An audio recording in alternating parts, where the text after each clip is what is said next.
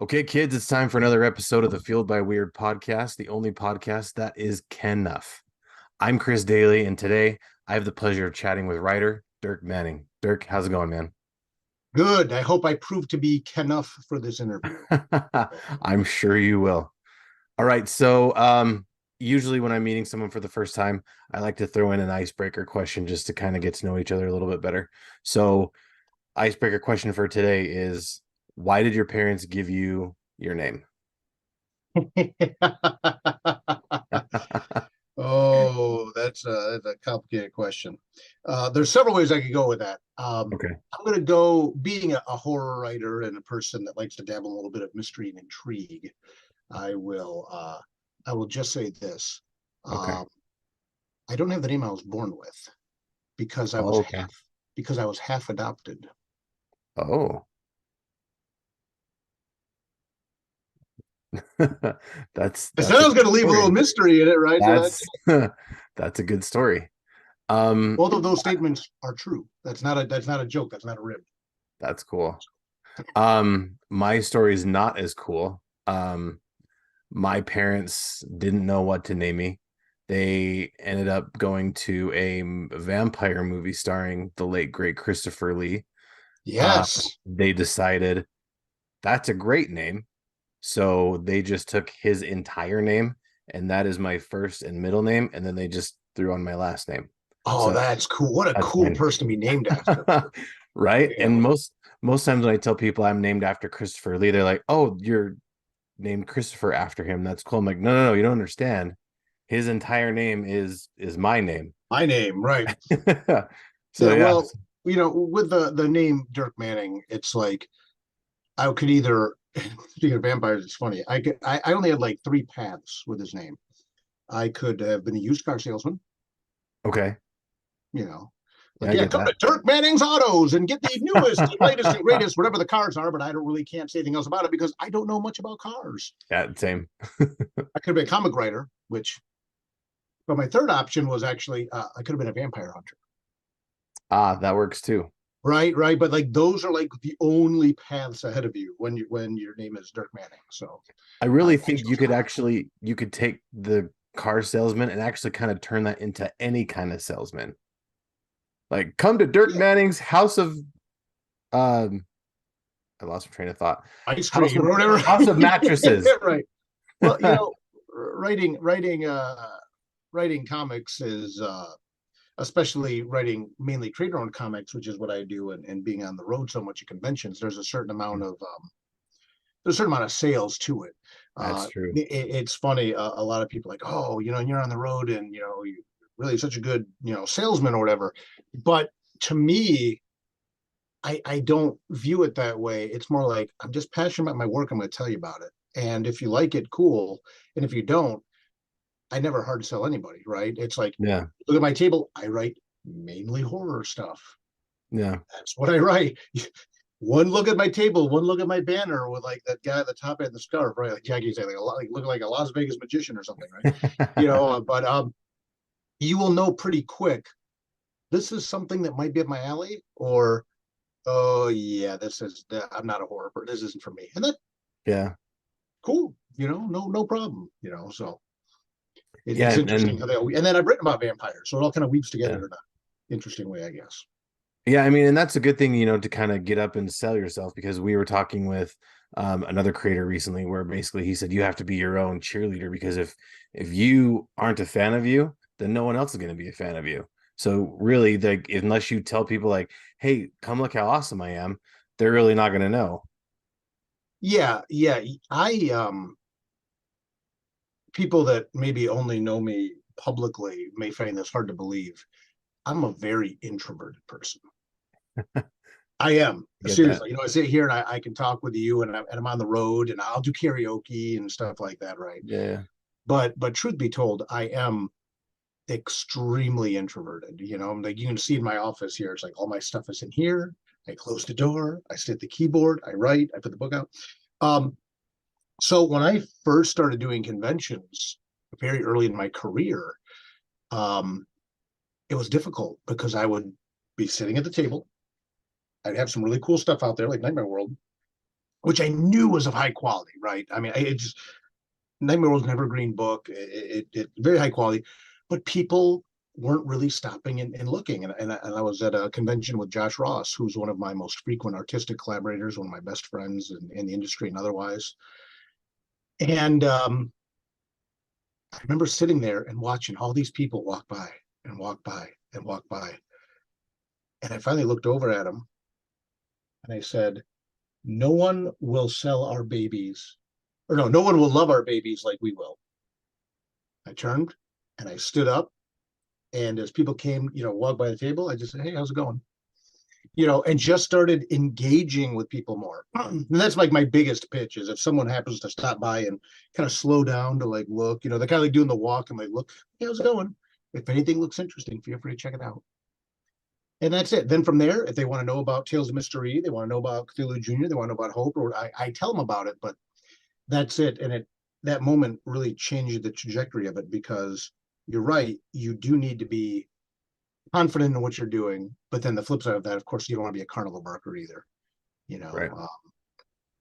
That stuff, being a carnival barker, being a hard seller gets you one sale.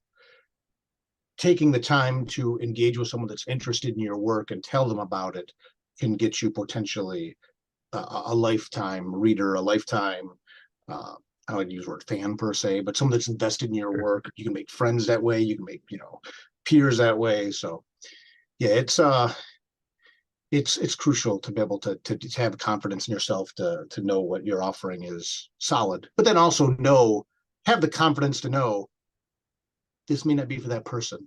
And that's not indicative of the value of the work either. Right. You have to kind of find that happy medium. You do.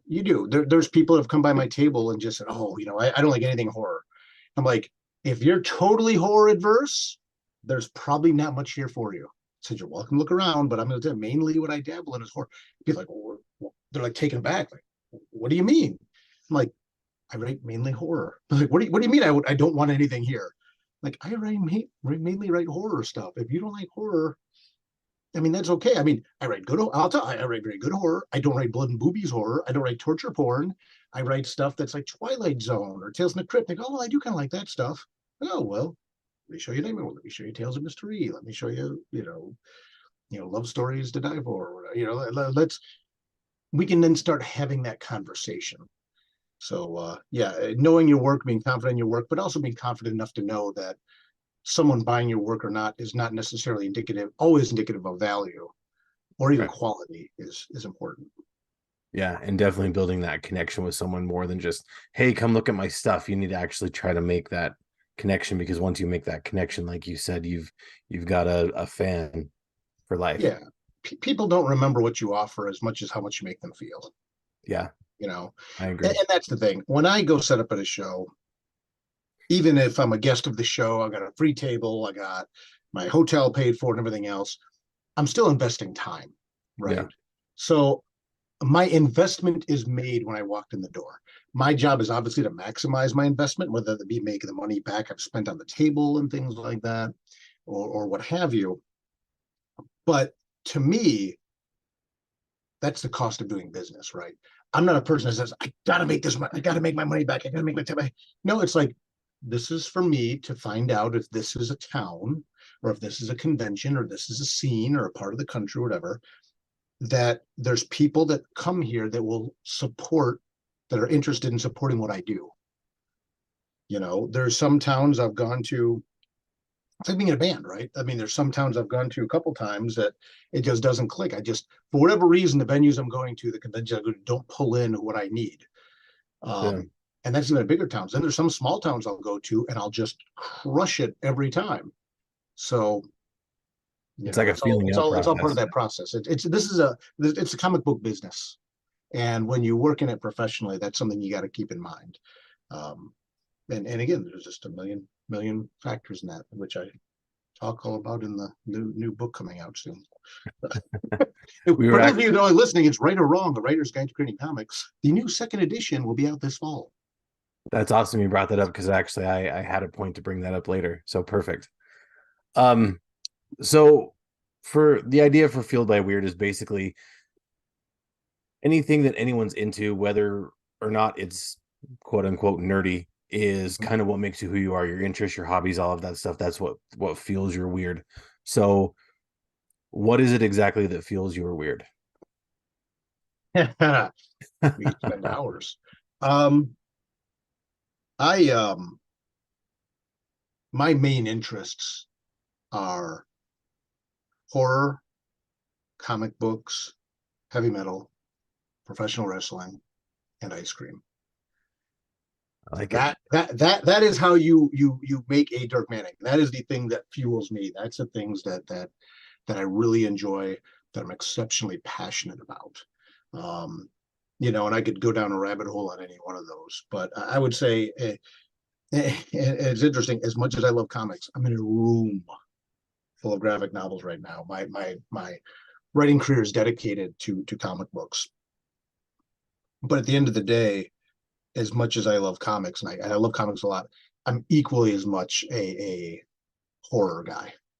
I love good horror. To me, horror, I think, is the genre of storytelling that in many ways best addresses the human condition. And other people may say different things. That's fine. That's their opinion. But to me, a good horror story answers the question, what would you do if? And to me, maybe my traumatic life I've had or whatever, unresolved issues. Some people will say, why can't it be a love story, whatever? But to me, it's like when the cards are down, what do you do if? To me, that makes a fascinating story, and that oftentimes, to me, leads me down that genre of horror. When you have extreme situations, and what do you do in them? So that those are definitely things that fuel my geek more than anything. Any one of those 5 things. Yeah, and I can definitely relate with a lot of those actually, especially all of them but horror, because I'm a huge pro wrestling guy, big time. Oh, Um absolutely. and heavy metal too. And of course ice cream and comic books, of course. Right. Um but I'm with you We just got to get you to the right horror, perhaps. And those who. that and see I would yeah, exactly. And my wife's a big horror fan, so that kind of creates some interesting situations in my house. But Sure. there are certain horrors I will make exception for, like what you said, what would you do if? And so like the Saw movies, Mm-hmm. and people can say they're good, they're bad, whatever. I enjoy them because of the fact of, like you said, it's a what would you do if? Because they Yeah. kind of put you in a weird situation where, how do I get out of this? I mean, I've been told how I can get out of this, and will I do what's necessary to get out of this? And it kind of does put you in that position to, what would you do if you're presented with this? So just the Right. fact that, I mean, and those movies are, they could be pretty gross too. Sure. But Sure. that's just horror. But the more important thing is it kind of puts you in that situation that, it tries to say, what would you do if you were presented with this issue that you can't get out of, or that you like, how Yeah. far will you go to protect yourself? Something kind of like that. Yeah. And the first Saw movie, it gets kind of put a lot of baggage on it because it did arguably help kickstart that subgenre of like torture porn or whatever. But I'll Yeah. tell you what, I'll go to bat for the first Saw movie, especially any day of the week for that very reason. It's a morality Yeah. play, Yeah. right? And a lot of good horror, even you look at stuff like The Walking Dead, the best bits of The Walking Dead are those, whether it be the comic or the TV show, are those morality play issues, right? What do you do if, it's like, what do you do if you and your friend are running from a swarm of zombies or a horde of zombies and one of you falls and sprains your ankle? What do you do? Saw Yeah. movie, for example, what do you do? A lot of the best horror, in my opinion, addresses those very questions. Someone I know recently watched The Ring for the first time. And like, Oh man. dude, The Ring. And I'm like, right, because like, right, when you get the curse, right, Yeah. don't you pass it on? What do you Yeah. do? Um, so yeah, I can totally relate to that, and to me, what really got me into horror was the Twilight Zone. Okay.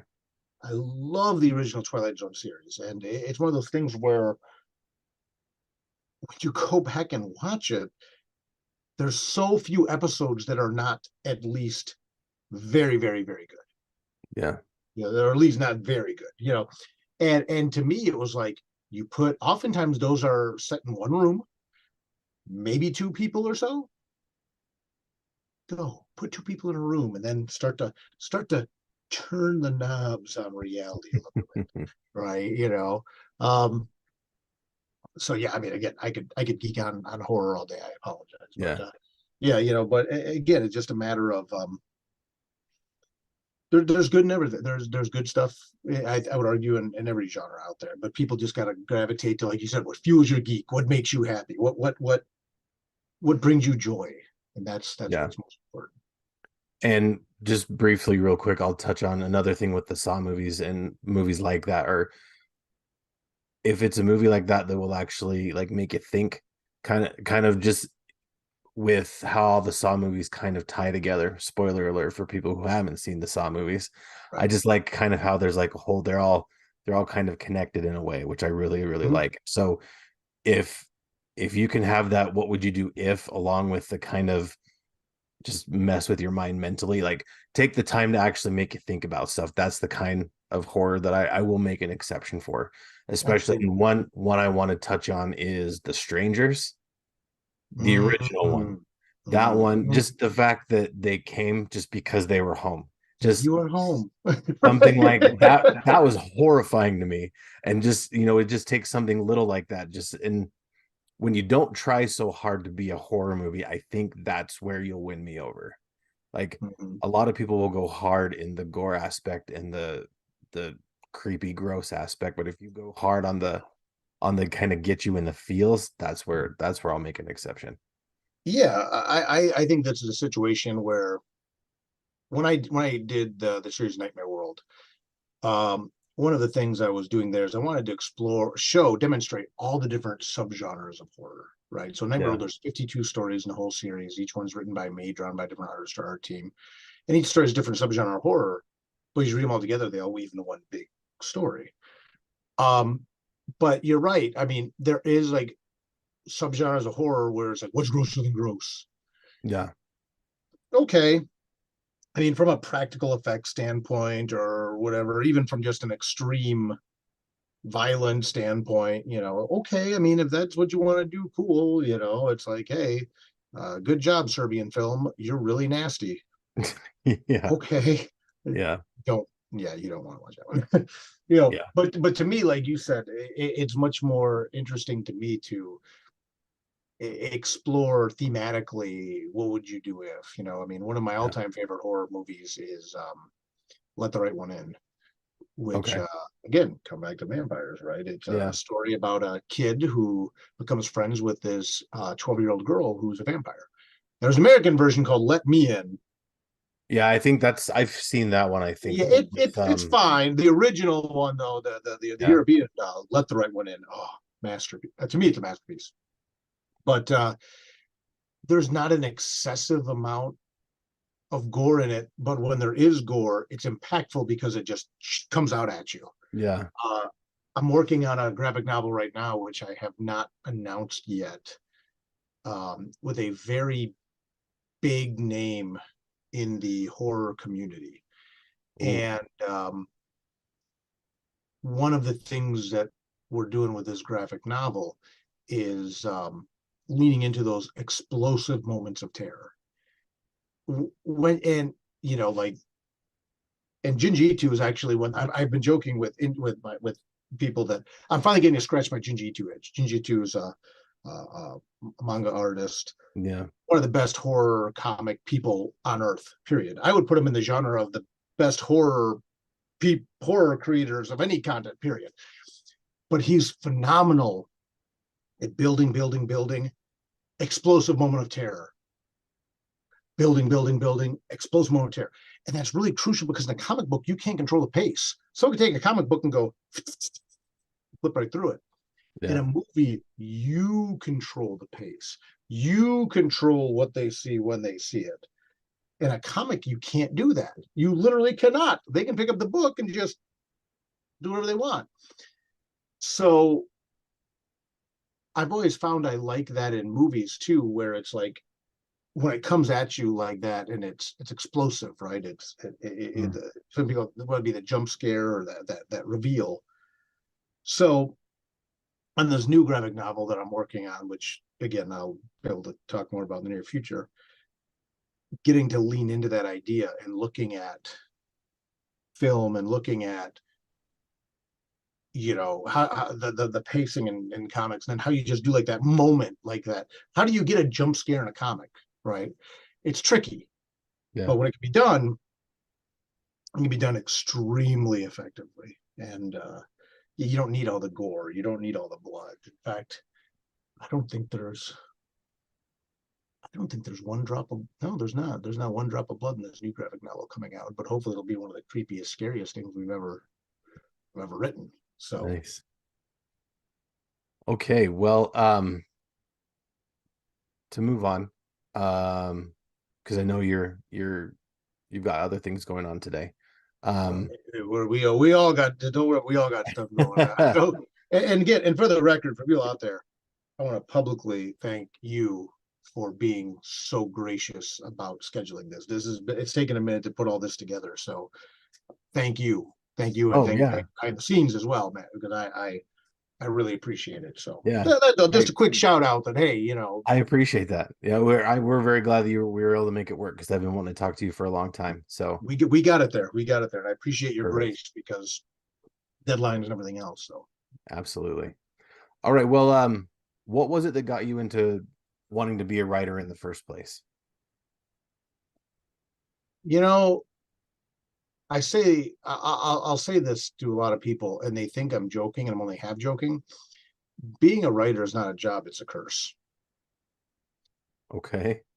know, it's like, yeah, it's like I would love to like play video games more often, or just watch movies and just sit back and enjoy them, or I don't know, do stuff that people that aren't always obsessed with sitting down and banging on a keyboard to tell stories do. Um, this is not I mean, it is a job, and I'm very thankful to have this job, and I appreciate having this job. But it's also kind of like inflicted upon you in a way, or at least with me. It's like it I, it's just what I have to do. I mean, I remember the exact moment. I remember exactly where I was, how old I was. I was 12 years old when it was like, this is just going to be what you do the rest of your life. And that was it. And it's never turned off. It's never turned off. It just, whatever gypsy curse, sorry, I don't mean to be a pejorative, whatever like evil magical curse was put upon me by someone that took me to this lot in life. I'm thankful, but sometimes it's like, man, I just wish I could. Once in a while, I wish I could turn it off.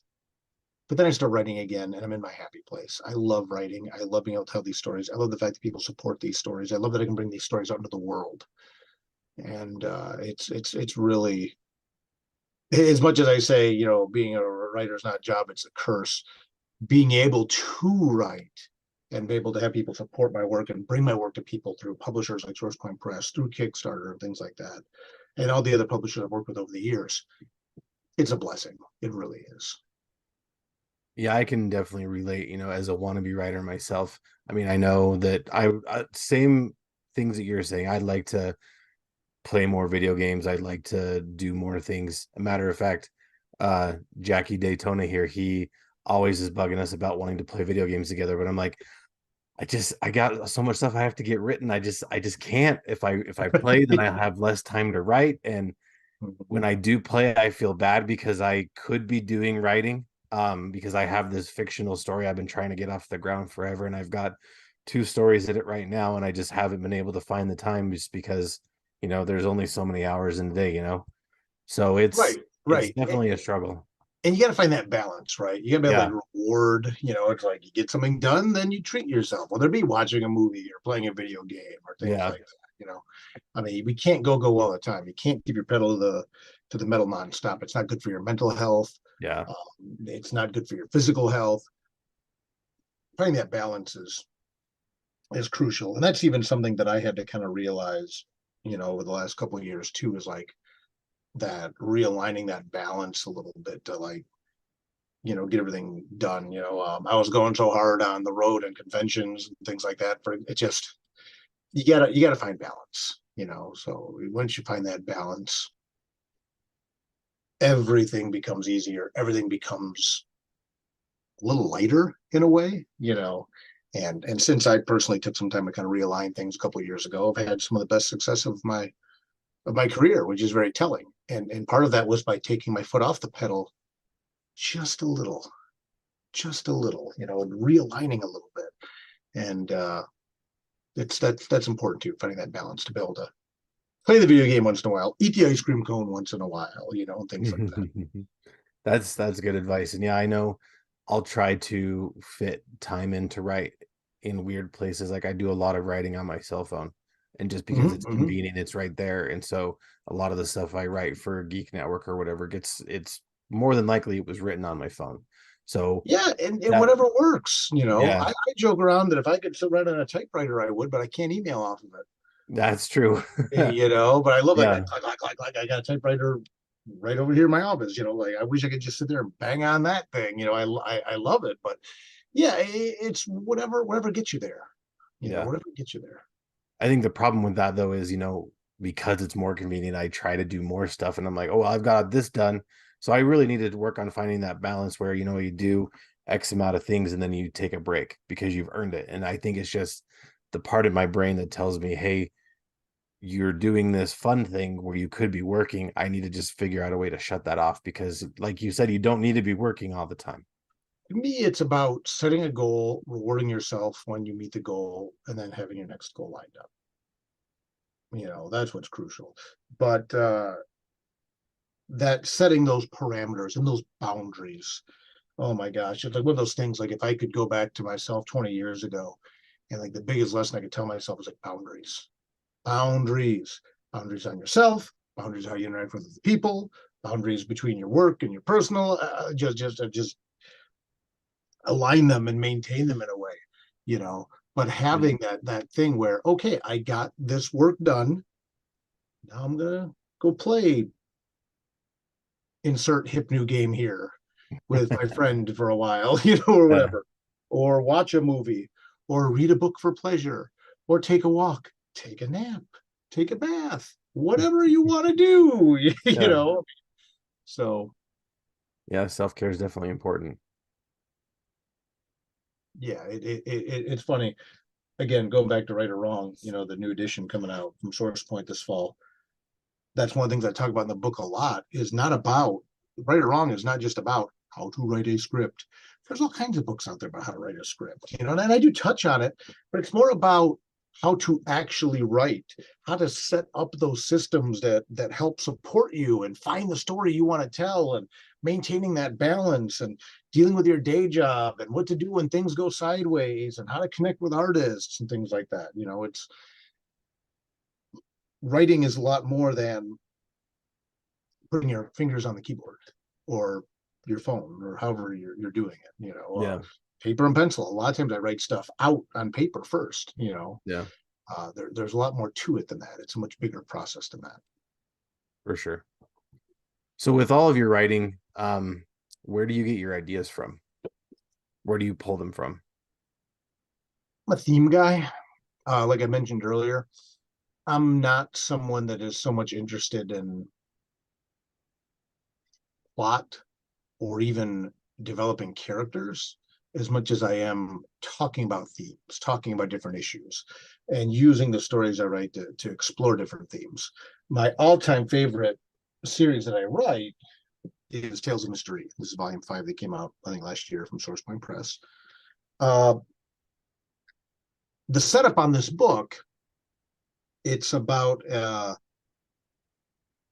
setup is hell invades Earth for 3 days, monsters, demons, and all that stuff. And after 3 days, it just stops.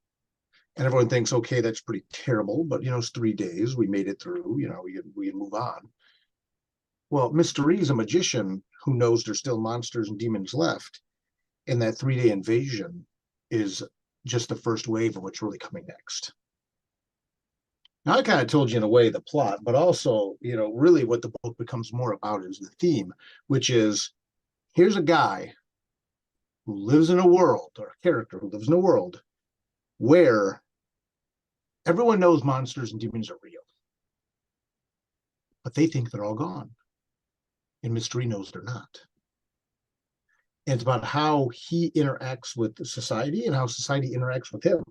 He's not the crazy person saying monsters are real, and people say, no, there's no such thing as monsters. They're saying, we know there were, but now they're gone. And why can't you adjust to that fact that we're all safe again? And he's like, we're not safe. There's more. That was just the first wave.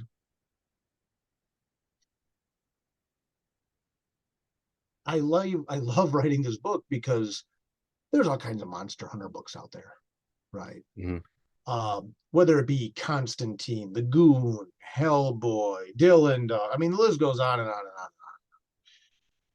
But to me, none of those books ever explored how much that type of work would really impact you psychologically. Okay. How to make friends with people, knowing that anyone could be a demon and rip your throat at any time, Yeah. knowing that there's constantly forces out there coming to get you, right? How do you make friends? How do you hold a DJ? How do you have a conversation? Years ago, someone said about Tales of Mystery, they said, I know what you're doing with this book. And I go, what do you mean? And they said, I was being coy. I'm like, whatever could you mean? And he goes, you're writing a long form study of post traumatic stress disorder. I go, don't tell anybody, I right? was just, Because I that's was just ultimately thinking what that. it's about. Is like Mystery as a character. Yeah. He's extremely traumatized and stuff like that. That's what the book becomes about. Is managing trauma, but it's a story about managing trauma with all kinds of monsters and demons and this huge expanding cast of characters, and then you get into fighting monsters and Cthulhu and the devil and all this stuff. But it's about that impact of what does that do to someone? What does that lifestyle do? So to me, anything I write, it's about that. Even going back to Nightmare World again. You know, I wanted to show all the different themes you could explore through horror. Some are funny, some are scary, some are romantic. When I did Cthulhu Jr., I wanted to take the Lovecraftian themes of horror, the non-racist ones, and Sure. but make that all ages accessible. So I did a book with Scoot McMahon, um, The Adventures of Cthulhu Jr. and Friends. And it's very much a Lovecraft mythos inspired book. It's very Lovecrafty. Like you and I could read this, we'll laugh at very different stuff than our young readers will. Sure. Right. So it's stuff like that, but to me, it's always about that theme. I know some people like to create characters and write stories about them. Some people have a plot they want to tell. Theme all day, baby. For me, that's where I live. That works. Now, you've said you're primarily a horror writer, and this is the part I'm really kind of excited about. Since you are such a primarily a horror writer, when I found out you wrote not only one, but two graphic novels about pro wrestlers. Yeah. Well, not pro wrestlers, a pro wrestler and a pro wrestling announcer. Yeah. People in the pro wrestling industry. Yeah. Yes, thank you. Um, what triggered that switch? That's a pretty hard turn to go from one to another. So what was it exactly that led to you writing these books? It's funny. In the book Love Stories to Die For, I wrote a pro wrestling horror story. Oh wow, okay. So yeah, it's kind of like one of the hidden gems. I'm going to do a re-release on that book with some new content, probably next year, and because one of my favorite standalone books I've ever done. So it's like people are like, oh, you're a pro wrestling fan. I'm like, yeah, read Love Stories to Die For. I got a story in there with pro wrestling. Nice. But honestly, with this, Mike Dawkins, a friend of mine, who's kind of known in wrestling circles, the gimmick attorney. He's a real life attorney, and he helps wrestlers protect their gimmicks and their trademarks. Okay. He approached me in early 2020, and he's like, "Hey, how?" And he knew my work. Mm. Again, small world. We met through Scoot, especially. Although we turned out we actually met many years prior, but that's another story altogether. And he goes, "How would you feel about writing a graphic novel with Tony Schiavone about his life?" And I said to him, "I'd be willing to have that conversation." Absolutely. That was not damning with faint praise, but it literally, because when you go to write a graphic novel about someone, but it's actually about them, because like I do Haunted Highlands or Twisted. That's a fictionalized version of Jamie and Paul, right? That's different. I did a book with the Harp Twins. I did a comic one shot with them. Fictionalized versions of them. That's one thing, right? But when you go to write a graphic novel with someone that is literally based on them as a person, one of two things can happen. One, it can just become a big old vanity project. Or two, it can become a nightmare because you're dealing with the minutia and people, get really involved and want to make sure everything's portrayed just right. And oh, my nose is too big in that one, or oh, my ears, about it's like, oh man. So when I said I was willing to have that conversation, I was willing to, because I liked Mike, I liked the idea of it. And upon meeting, so the plan was to meet up with Tony at C2E2 in Chicago 2020. Okay. Now, for those of you that have forgotten, that's right when COVID started ramping up and spreading. I also had a pretty unexpected and severe family situation come up that for the first time in my career, I missed C2E2. And the idea was, okay, well, that's fine. We'll just catch up here in a couple of weeks. We'll meet at the next show and we'll get stuff together. Then the world shut down. Right. Right. So we ended up talking on Zoom. I really realized right away that Tony had an incredible story to tell. And we ended up writing doing the whole book over Zoom. Oh, wow. Yeah. And in a way, it's something I think it kept a lot of us sane during Zoom, because you can't go out, you can't do anything. Of course, the first time we Zoom, we're all professional like this, stuff like that. And before you know it, pretty soon we're all like in Zoom in our pajamas and stuff, like just kind of like sitting back. All right, so we're to the point where we're talking about WCW collapsing. All right, or you get the call from Cody Rhodes to go to AEW, right? What? All right, so what happened next? Unshaven or whatever. Yeah. So that was really cool. So that ended up becoming butts and seats to Tony Schiavone Story, which is the highest funded graphic novel I've ever done on Kickstarter. It was the first ever original graphic novel to be advertised in cable television, thanks to Tony's efforts. We were #1 best-selling book on Amazon for a hot minute there. Really cool. Well, Tony's good friends with Arn Anderson. Yeah. But then Arn kind of reaches out half jokingly and like, hey, how come I don't get a comic book? And I'm like, oh boy.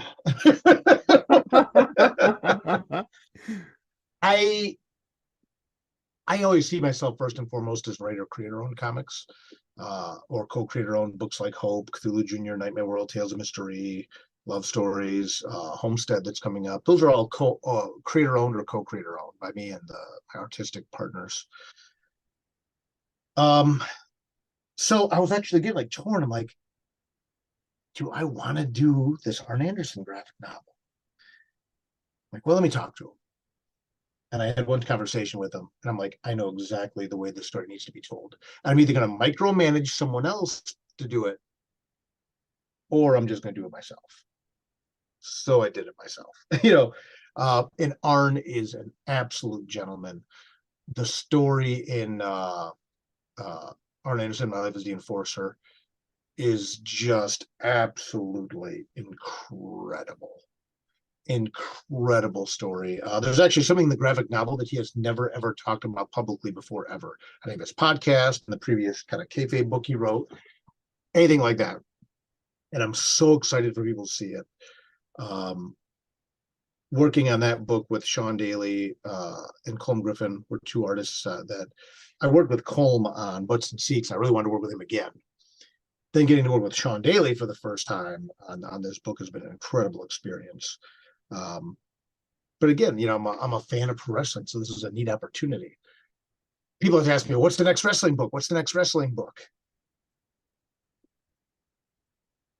I mean, we'll see what happens, Um, I've gotten to do this twice, which is 2 times more than I ever imagined I would. There's definitely been talks with other personalities about doing some things like that, and that could be really cool. But I also want to write Tales of Mystery Volume 6. I want to get to Hope Volume 3 now that Volume 2's written. Maybe do a sequel for Cthulhu Jr. The other horror book I've got coming out. Holmes, so again, balance. Yeah, sure. There's a time when I would want all in and this one and this one and this. I would rather than instead help maybe if the project comes through me, help project manage it. I did this with when I worked with Twisted on Haunted Highlands. They wanted to do a book with another one of their artists, with Blaze. Rather than write Blaze myself, I picked Rob Humphrey to write it, and I kind of project managed it. Austin McKinley to illustrate it, Bart Andrino to edit it. Killer book, man. Such a fun one-shot, so cool to do. I could have written Blaze, but Rob Humphrey just rocked it, man. Rocked it. Did such a good job, So that's part of the fun too, is to be in a spot now where I can, as some of these opportunities come up, also delegate it to other writers I know who will do a good job and bring a new spin to it. It could be the same thing with wrestling stuff, but getting to do work with Tony Schiavone and Arn Anderson, I mean, amazing experiences on both of them. Really amazing experiences. I'm very grateful to have those. And as for what comes next, we'll see. Not saying no, not saying yes. That's awesome. And yeah, both of those books were so good. I mean, I even remember when the Butts and Seats thing happened. And I have to mention that was a nice shout out to LA Knight, by the way. And I know not many people are going to know who that is. Let me talk to him. I just had to point that out because that guy doesn't get enough credit. I love Eli Drake. I mean, wait. Yes, Eli Drake. Yes. Everyone's like, who is this LA? Like, you got to go find Eli Drake and you'll understand why LA Knight is so awesome. And he's becoming, and no pun intended. Well, that's not true. I very much mean this pun. The people's champion again. Right? And it's like, the namer of dummies. Yeah. So I'm glad you caught it. Right. I love to put little things in there. Like, I'm glad you picked up on that one. Off topic, I am a super huge wrestling fan. I know more about wrestling than most normal people should. So anytime I get a chance to talk about pro wrestling and just nerd out about it, I take every chance I can get. Well, you'll appreciate this throwback reference, perhaps. Okay. One of my claims to fame in wrestling was I got to watch the Dingo Warrior wrestle live. Wow, that's awesome. Yeah, during that little window when the Ultimate Warrior was the Dingo Warrior, and I got to see him, and I was like, "What is this?" Jacked up dude run to the ring and did a little clothesline slam, splash, leave, cool. Gone. I was like, what just happened? I don't think that guy ever stopped moving. Yeah. And back then you'd have like the one sheets, right? Like, and you get a little program, and I'm like, Dingo Warrior from Albany, New York. Like, wow, man, that was pretty intense. So yeah. Sorry, little. No, you're good. You're good. I seriously could talk for hours about wrestling, but anyway, so yeah, the Butts and Seats thing, that was an incredible moment in history. The book was great. Learning more about, when I started watching wrestling was probably back in the late 90s. So that was Arn was kind of wrapping up right around that time, kind of started to go to lean more toward the enforcer part. So I got to learn a little bit more about him, and the book was so good. And actually the Butts and Seats review that I wrote should be online today, I believe. So good. We can look for that. Yeah, thank you. One of the things about Butts and Seats that was so fun was getting to give 24 artists work during the pandemic. Which I was going to bring that up. It was cool because every single chapter was a different illustration, which I thought was a really cool idea. Yeah, and then in fact, every chapter header was a different artist too. So and then the covers were different. It was fun. I wanted to have different artists represent different parts of Tony's life. With Arn Anderson, we have 2 artists. We have Sean Daly doing all the present stuff, and then Colm Griffin doing all the past stuff. Right. So that same idea, but that's something that goes back to my anthology days like Nightmare World. It's like find the right artist for the right story and then combine, and that's how you make a great comic. Yeah, and the fact that you wrote them kind of like you were there talking to them, even though I know you weren't there in person talking to them. I really liked that a lot. That was a cool touch. Thank you. Yeah, that was really a fun thing to do with Arn's book, is because Arn is so personable and he's so kind and he's such a gentleman and he's such a pro that I wanted people to get that feel from him. In a way, he's almost like a father or a grandfather, but at the same time, that could like crack you in half like a pixie stick, Yep. right? Yep. But I've had few experiences more rewarding than getting to work with Arn, and just what a gentleman he is, and what a bastion of professionalism. Just a great guy. That's So, cool. well, if you ever get a chance to meet Arn, any wrestling fans out there, meet Arn Anderson. That would be Fantastic. cool. I mean, and Tony too. Tony, growing up in the 90s, Tony was the voice of a generation. So hearing him back on TV now makes 12-year-old Chris so very happy. Yeah, he's like a 7 out of 10.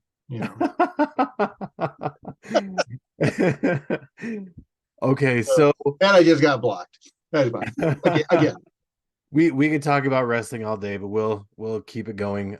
So you mentioned earlier your book, Right or Wrong: A Writer's Guide to Creating Comics, a super successful Kickstarter.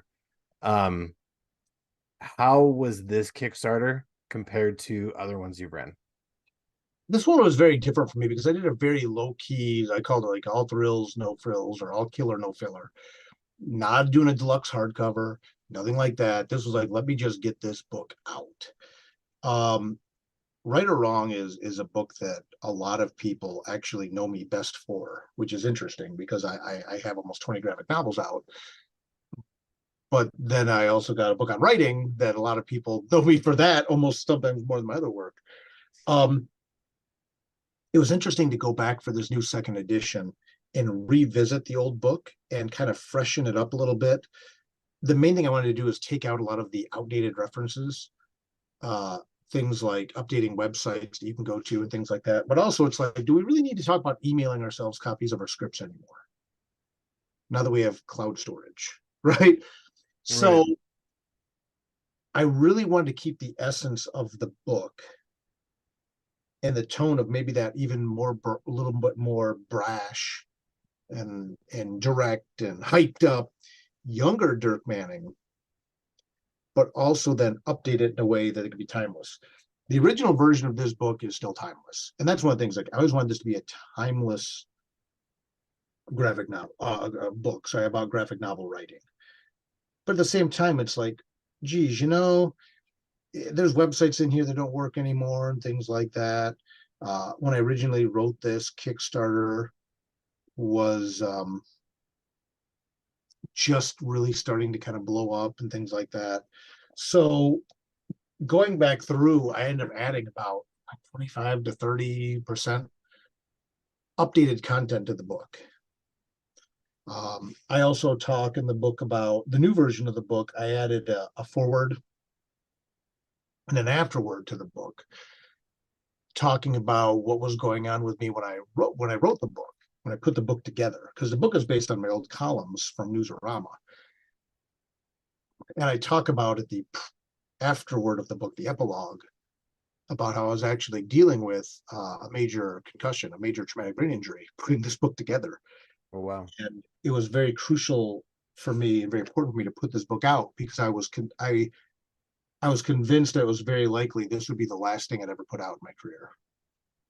Not to go morbid and heavy, but so as a result, looking back and being able to now talk about all of that, and then again offer something to people that want to write.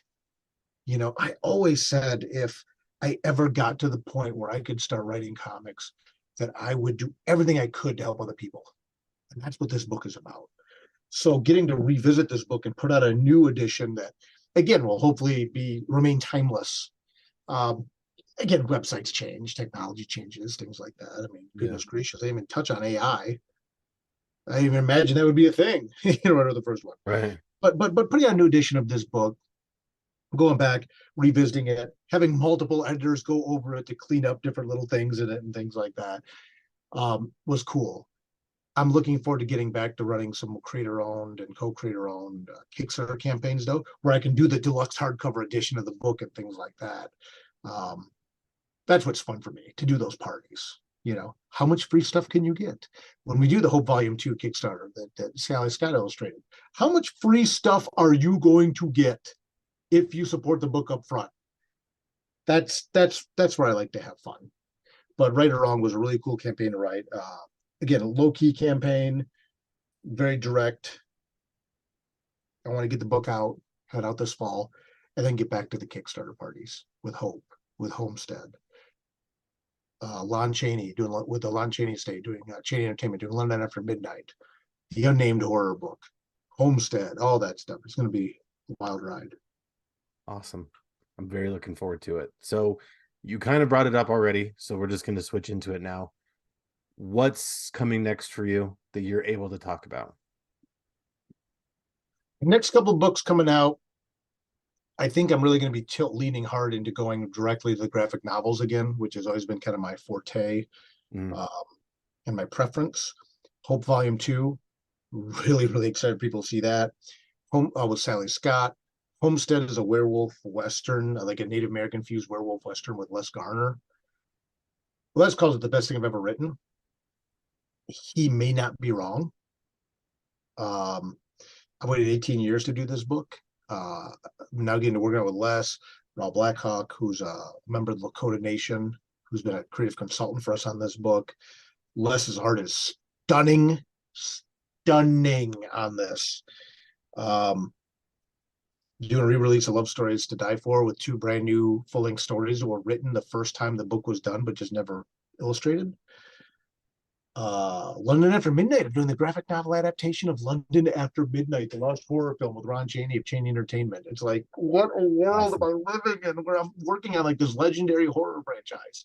That's incredible. Yeah, so those are the big ones right now.